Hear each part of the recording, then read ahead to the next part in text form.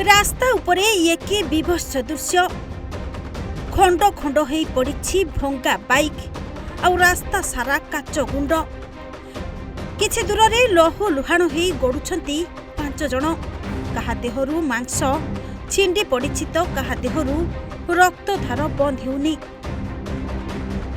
आउ कहार चेता नहीं पूरा रास्ता रक्त रंजित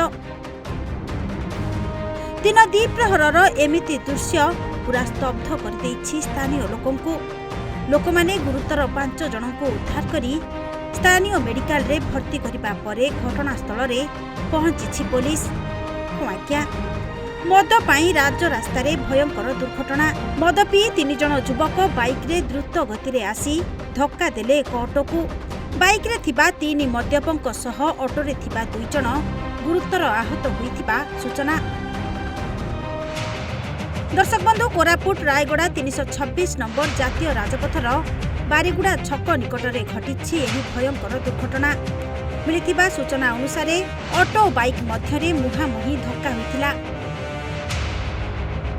दुर्घटना रे 2 जन गुरुतर होइथिबा बेले 3 जन आहत होइछंती।